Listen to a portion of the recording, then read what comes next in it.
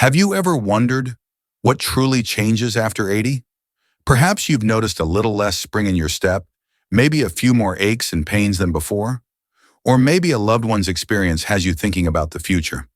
These aren't just physical shifts, they're changes that impact your independence, your joy, your very sense of self. They might even make you question your ability to continue doing the things you love, spending time with grandkids, tending your garden, traveling to see friends.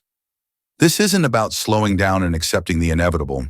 It's about understanding what's happening in your body and, more importantly, what you can do to actively shape your experience in this new chapter. Think of it as a toolkit to navigate those unique challenges, not to fight them, but to gracefully adapt and embrace them. In this video, we'll explore the unexpected physical, emotional, and cognitive shifts that can happen after 80. We'll discuss practical strategies and share inspiring stories of individuals who are thriving in their 80s, 90s, and beyond. Don't wait until you're facing a crisis to take charge. Your future is still unwritten. Let's explore how to write it beautifully together. Let's dive into the reality of aging after 80 and discover how you can embrace this chapter with grace, dignity, and a sense of purpose. Imagine this: 78-year-old Margaret from Ohio, a woman who always prided herself on her independence, suddenly finds herself struggling to get up from her favorite armchair. It's not a dramatic fall, not a catastrophic event, but a slow, creeping awareness that her body isn't quite cooperating anymore. One minute she's reaching for a book, the next she's realizing that simple movement needs more thought, more effort than it used to. This isn't a sudden change. It's a series of small, seemingly insignificant adjustments that accumulate, creating a new reality. It's the subtle shift in balance that makes her nervous about navigating her kitchen, once a sanctuary of home-cooked meals, now a potential hazard. It's the persistent stiffness in her joints that makes tending her beloved rose bushes, a lifelong passion, feel like a Herculean task. These aren't just physical aches. They're the silent erosion of her independence, a slow chipping away of the life she loves. Have you felt that same subtle shift? Perhaps not exactly like Margaret's, but something similar. That quiet realization that some things are harder now. Getting dressed, going for a walk, even a simple phone call can demand more energy, more concentration. It might seem trivial, each individual challenge, but taken together, they can build up a sense of frustration, a feeling of being out of sync with your own body. The truth is, our bodies don't simply age gracefully. There are unexpected twists, turns, and changes that can catch us off guard. They can create anxiety, fear, and a sense of vulnerability. But understanding those changes, anticipating them even, gives us the power to navigate them with strength, dignity, and a continued sense of joy. We'll explore the specific ways these physical shifts manifest in our later years, and even more importantly, the strategies you can employ to stay active, stay independent, and stay happy. This isn't about fighting aging. It's about understanding and adapting to a new chapter of life, one where we can continue to thrive. And that's the thing about growing older, isn't it? It's not just about the physical changes, but also the emotional landscape that shifts along with them. Think of Arthur, an 85-year-old gentleman from California, who after the passing of his beloved wife, found himself adrift in a sea of unexpected grief. He wasn't simply sad, he felt a profound loneliness, a hollowness that echoed in the quiet rooms of his once vibrant home. The familiar routines once shared now felt heavy, almost suffocating in their solitude. Arthur's story isn't unique. Many of us, as we journey into our 80s and beyond, face the loss of loved ones, friends, and perhaps even a sense of purpose.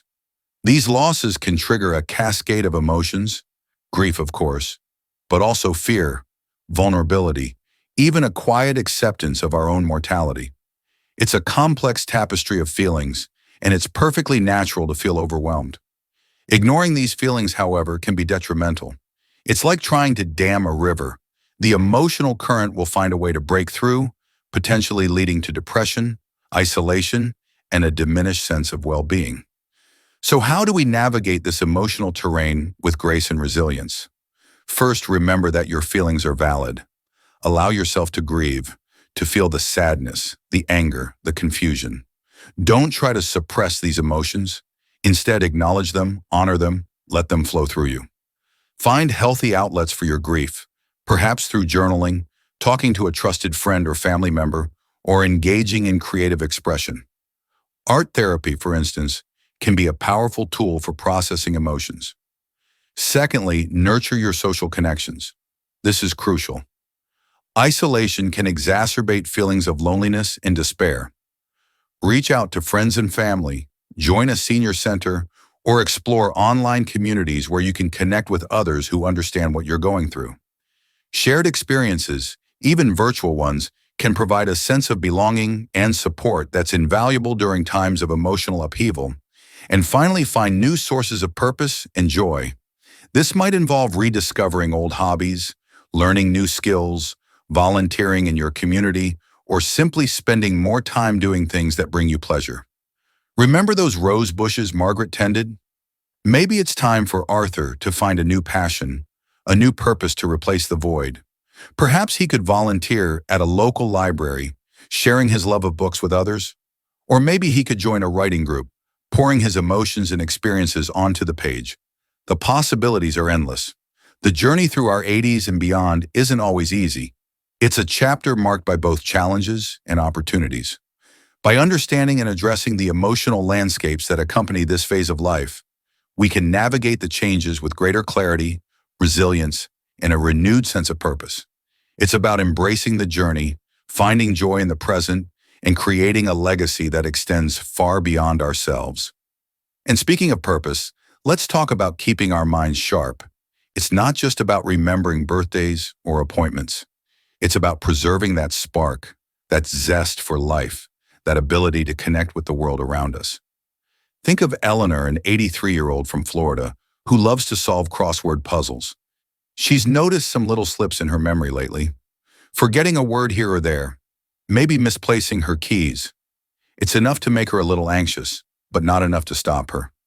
Eleanor understands that the mind, like the body, needs exercise to stay strong.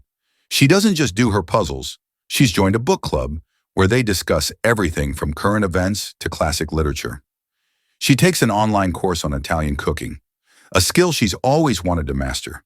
She volunteers at the local library, shelving books and helping others find what they need.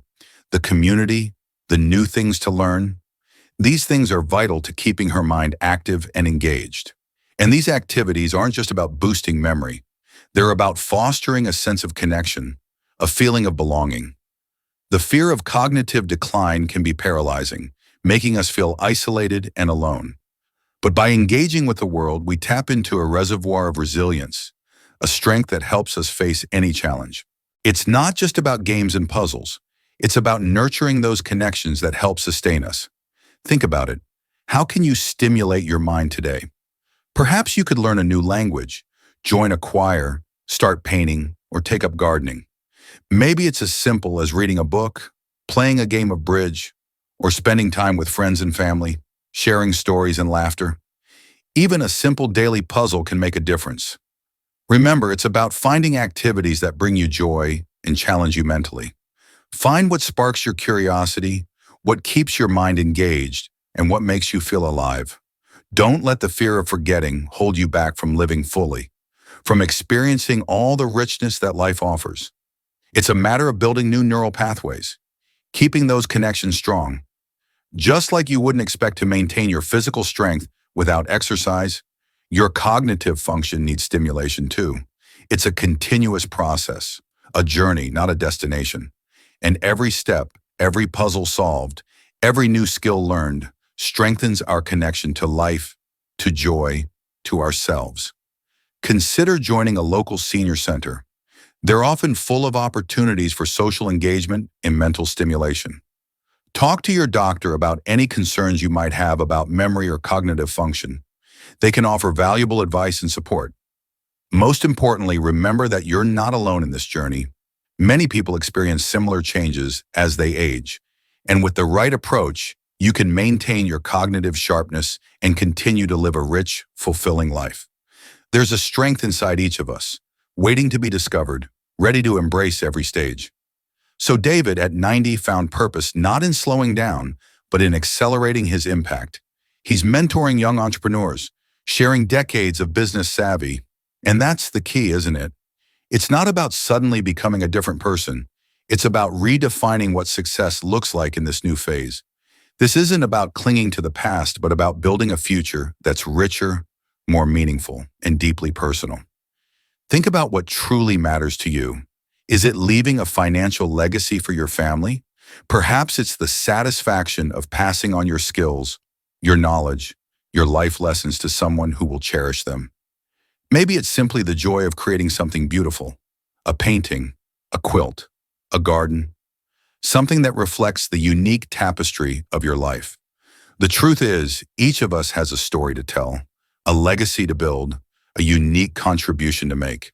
And that legacy isn't about monumental achievements. It's about the small daily acts of kindness, wisdom, and connection. It's the quiet moments of shared laughter with loved ones, the gentle hand on a grandchild's shoulder, the patient ear offered to a friend. These are the threads that weave the rich tapestry of a life well lived. It's about finding joy in the simple things, a sunny afternoon in the garden, a heartfelt conversation, the warmth of a cup of tea. It's about appreciating the beauty in the everyday and finding gratitude for the precious moments we're given. It's about accepting that we're all on a journey and that each stage of this journey, including the later chapters, holds its own unique opportunities for growth, connection, and contribution. What now? How do we navigate this next phase with grace and purpose? It starts with a simple act of self-reflection. Ask yourself, what truly matters to me? What skills or knowledge do I want to share? What legacy do I want to leave behind? Take a moment today to write down 3 things you're grateful for. This week, reach out to someone you haven't spoken to in a while and make a commitment to engage in an activity that sparks joy, something that feeds your soul. This could be anything from volunteering at a local charity to learning a new skill, from tending your garden to simply spending time in nature. Remember, this isn't a race, it's a journey. There will be challenges, moments of doubt, and unexpected twists. But with intention, with kindness to yourself, and with the support of your community, you can navigate these later chapters with grace, wisdom, and a profound sense of purpose. This journey of aging is not a destination, it's a continuous unfolding, and the beauty lies in the ability to adapt and find joy in every step. Just as Margaret found new ways to tend her roses, and Arthur discovered joy again after loss, each of you possesses the resilience and wisdom to shape this next chapter into something remarkable. It's all about adapting, finding joy, and creating a legacy that extends far beyond ourselves. Thank you for joining me today on this journey. I'd love to hear about your experiences, your thoughts, and the ways you're finding fulfillment in this chapter of your life. Feel free to share your stories in the comments below. And if you found this conversation helpful, please consider sharing it with someone you know who might benefit from these insights. This is not a solitary journey. We can all learn and grow together.